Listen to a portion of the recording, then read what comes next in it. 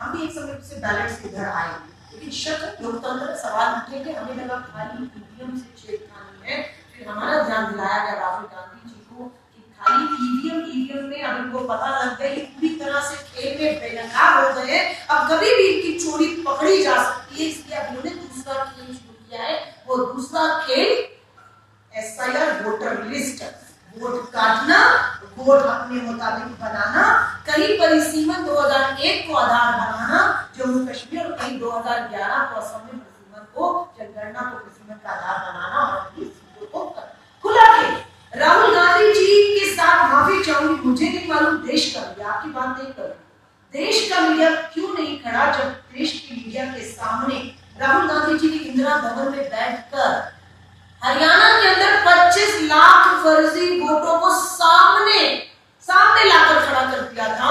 हमने ई voter list मांगी, किसी ने नहीं कहा कि चुनाव आयोग क्या दिक्कत है, लोकसभा इतनी बड़ी पार्टी ई वोटर लिस्ट मांग रही है, दे दीजिए ना, कुछ दाल में काला नहीं क्यों नहीं दी।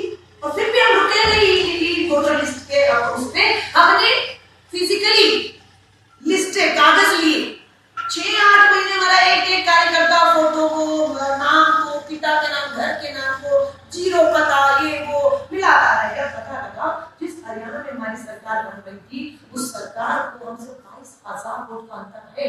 हमारे हरियाणा में भाजपा और कांग्रेस में पूरा वोटों का अंतर 22,000 से मारते हैं। जहां सरकार बना रहे थे वहां 22-25 लाख वोट फर्जी बनता है, और 22 से मारते होते राहुल गांधी हार रहा है। राहुल गांधी हार नहीं रहा, चुनाव आयोग या संवैधानिक संस्था धन और बल के दम पर साजिशों से, धोखों से लोकतंत्र को हराने की साजिशें चल रही हैं। किसी ने चुनाव आयोग को नहीं कहा ये जो वोट अगर फर्जी नहीं है तो आप भी जांच करके देश को बताओ, जो कानूनी कार्रवाई है। राहुल गांधी जी तो तैयार है, करिए ना एक्शन। 2010 में कांग्रेस की सरकार में सोनिया गांधी जी यूपीए की चेयरपर्सन थी, हम लोगों ने खुद राज्यसभा में बहुमत था, महिला आरक्षण कानून पास कराया राज्यसभा में।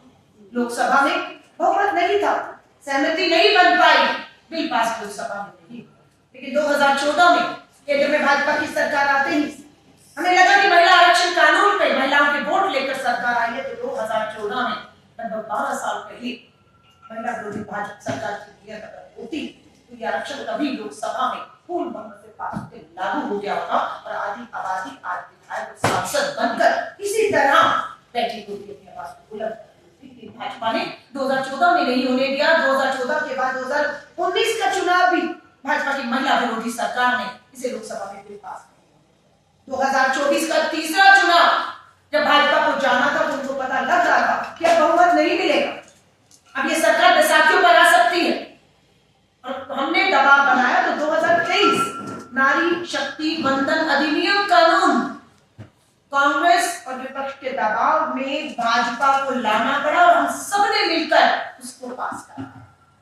2023 कानून बन चुका है, संविधान में दर्ज हो चुका है, और अमित शाह देश के गृह मंत्री जी ने इसे विशेष सत्र में 16 अप्रैल को इसका नोटिफिकेशन और अधिसूचना भी जारी कर दी। जब यहाँ तक हम पहुंच गए हैं तो देश के प्रधानमंत्री नरेंद्र मोदी जी, आप देश को गुमराह क्यों करते हैं ये कहकर कि महिला आरक्षण कानून की भ्रूण हत्या हो गई और वो विपक्ष और कांग्रेस ने किया। आज दुख है, चिंता है कि देश की आधी आबादी प्रधानमंत्री जी से पूछ रही है, प्रधानमंत्री जी क्या मजबूरी है कि आप झूठ बोल रहे हैं और धोखा दे रहे हैं हमें कि कानून खत्म हो गया? कानून है, संविधान बनाया है, पास हुआ है, आप झूठ बोल रहे हैं। आपने कहा भ्रूण हत्या हो गई, हमने बचाया उस भ्रूण को, आप हत्या करना चाहते थे। विशेष सत्र बुलाकर बीच चुनाव में कहा महिला आरक्षण को लेकर सत्र बुलाया जा रहा है, वो सत्र महिला आरक्षण कानून को लेकर नहीं था। फिर आपने झूठ बोला, वो विशेष सत्र परिसीमन को लेकर था, वो परिसीमन बिल आप लाए थे, संविधान संशोधन करना चाहते थे, वो संविधान संशोधन जो आपने महिला आरक्षण नारी वंदन अधिनियम हमने पास करा उसको संशोधित करके 12 साल में भाजपा कभी भी नहीं हारी। सदन के अंदर ये पहली बार है कि विपक्ष ने एकजुटता दिखाते हुए महिलाओं के हक अधिकार को बचाते हुए भाजपा के परिसीमन वाले बिल को गिराकर उन्हें बैकफुट पे लाने का काम किया, हरा दिया, लोकतंत्र की जीत हुई। आज हमारी मांग है कि नारी शक्ति वंदन अधिनियम 2023 लागू करो, आज करो और अभी करो। महिला विरोधी है, वो महिलाओं को हक अधिकार नहीं देना चाहती। हमारी मांग है कि इस आरक्षण में, और जो हमने पहले आरक्षण किया 73, 74 पंचायत प्रतिनिधियों में, SC, ST के साथ सामान्य वर्ग की महिलाओं के साथ अति पिछड़ा वर्ग OBC बहनों को भी अधिकार शामिल करो आरक्षण में। ये भाजपा महिला और अति पिछड़ा वर्ग OBC महिला विरोधी सरकार है। न महिला आरक्षण कानून जो 62 से लागू करना चाहती है और ना ही OBC बहनों को इसमें शामिल करना चाहती है। इन दो मांगों को लेकर हमारा एक जन आंदोलन शुरू हो चुका है। देश भर में हम लोग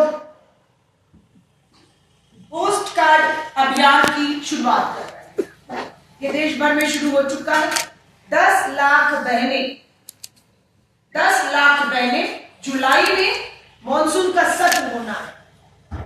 हम इन 2 महीनों में देश भर में 10 लाख महिलाएं ये पोस्ट कार्ड प्रधानमंत्री जी के नाम, पोस्ट कार्ड प्रधानमंत्री जी के नाम हम अभियान शुरुआत कर चुके हैं। मोदी प्रधानमंत्री भारत सरकार 7 लोक कल्याण मार्ग नई दिल्ली 11 के पते पर पूरे देश से 10 लाख महिलाएं इसे भेज रही हैं। मैंने खुद इसे दिल्ली में, तेलंगाना में, अभी 3 दिन पहले हरियाणा में, कल चंडीगढ़ में, शाम को पंजाब में, आज हिमाचल में इसे खुद न पहुंचकर अपने हाथों से हम जो है हमारी चुनी हुई जनप्रतिनिधि और हम सब लोग इस लड़ाई को ले जाकर भाजपा को बेनकाब करेंगे संसद का। चलो संसद वहां जहां मेरा हक है, जहां मेरी सीट है, जो 180 मेरी सीटें हैं, 543 में से आरक्षण पास हो गया, मुझे मेरा हक चाहिए, वो हम आंदोलन कर रहे हैं।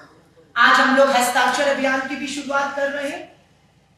10 लाख बहनें देश भर के हर राज्य में, हर विधानसभा, हर लोकसभा गांव में हस्ताक्षर अभियान में हिस्सा लेंगे। यहाँ पर भी आप अभी देखेंगे एक बैनर है जिसमें हम सार्वजनिक स्थलों पर वो बैनर लगाकर लोगों से भी अपील कर रहे हैं कि आधी आबादी को उसके हक से भाजपा महिला विरोधी ने वंचित रखा है, उसे लागू करने का दबाव बनाए। तो 10 लाख महिलाओं के हस्ताक्षर अभियान देश में चलेंगे, जिसे जुलाई में मॉनसून सत्र में सौंपा जाएगा। मिस कॉल कैंपेन भी हम लोग आज शुरू करेंगे शाम तक।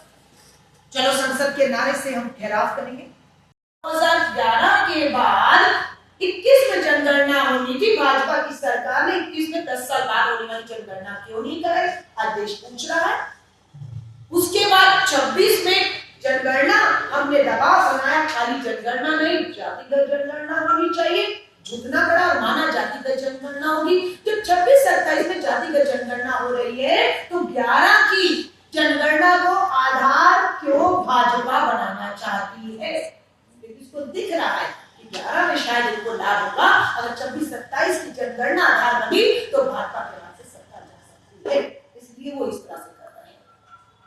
हम चाहते हैं 26-27 में जातिगत जनगणना पहले हो, उसके आधार पर परिसीमन हो, उसके आधार पर 50% का फार्मूला जो गृह मंत्री जी सदन में खड़े होकर 2 दिन की चर्चा के बाद अपने भाषण में कहते हैं 1 घंटा दे दीजिए, 1 घंटा दे दीजिए, ये जो प्रस्ताव है इसमें 50% जोड़ लेता। अरे मजाक था जब आपने बीच चुनाव में विशेष सत्र गृह मंत्री जी बुलाया, मजाक था। हम कहते रहे जल्दी क्या है, हमारा दबड़ी क्या, चुनाव होने दीजिए, बंगाल और तमिलनाडु बाकी रह गया है।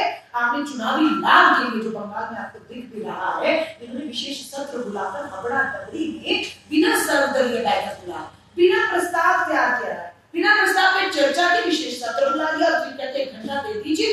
हम आपको कहते हैं हो गए चुनाव, बुला लीजिए, जुलाई का भी वेट मत करिए, अब बुलाइए विशेष सत्र, बुलाइए सर्वदलीय बैठक, लाइए अमित शाह जी अपना 50% वाला फॉर्मूला। अब आप करिए, लेकिन अब नहीं करेंगे, नियत नहीं थी चुनावी मंशा से सब किया गया था। जातिगत जनगणना ये नहीं होने देंगे हमेशा। आपके राज्य की खबरें, आपके शहर की खबरें सबसे पहले जानने के लिए देखते रहें अमर उजाला। चैनल को सब्सक्राइब जरूर कर लें और पाएं हर अपडेट।